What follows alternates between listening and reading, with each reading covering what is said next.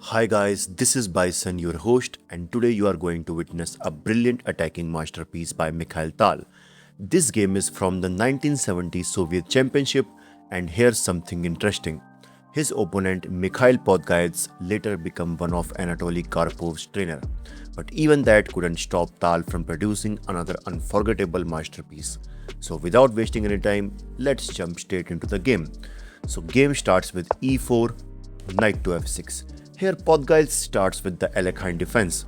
So that's why Tal just advances, attacking the knight. And now he centralizes the knight, knight to c3. And guys, here Tal opts for the Semish attack. Knight takes c3, b takes c3. And in the next move, you can see Tal is going to take the center. So that's why d6. And guys, that's the standard strategy in the Alekhine defense. First allow white to occupy the center, then attack it. But f4. D takes e5, f takes e5, and then queen to d5, attacking the e5 pawn. So Tal defends with d4, and then c5. Podgayets targets the pawn chain. So Tal defends with the knight to f3, knight to f6, knight to c6, increasing more pressure, but bishop to e2. And you can see he is going to castle next.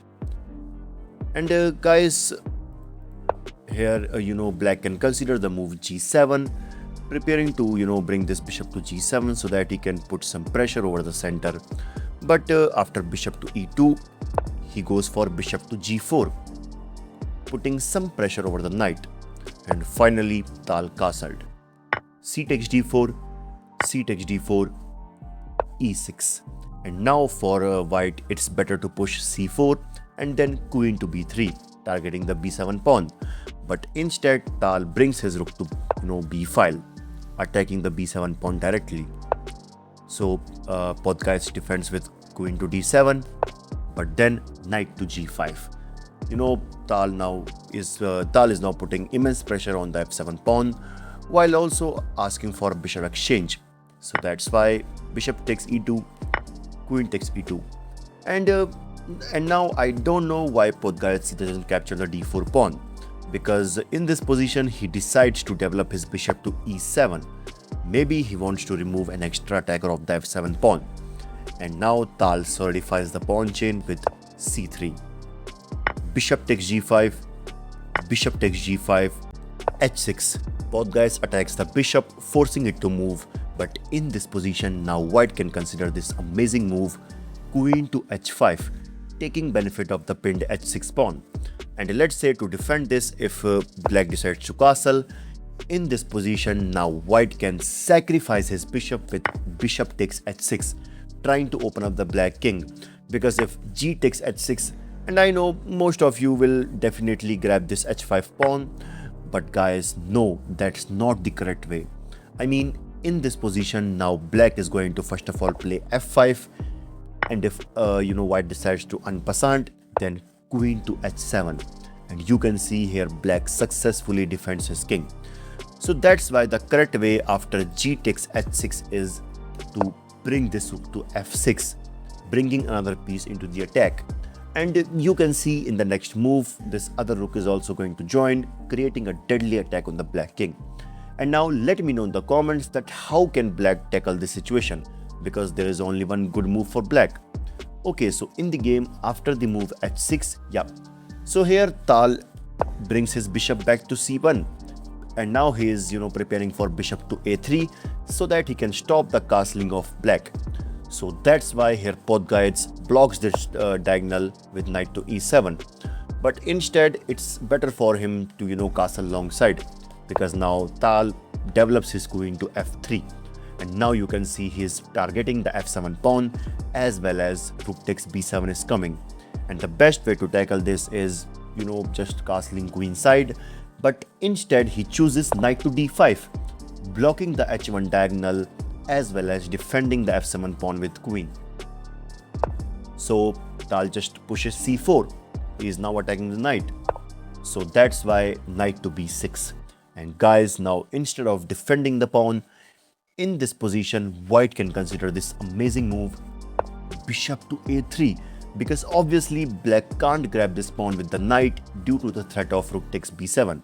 So let's say if he bring this rook to d8 so that he can target this or we can say he can put some pressure over the pawn, but then d5 completely paralyzing the black position, and if e takes d5 then e6. What a move, guys, that is.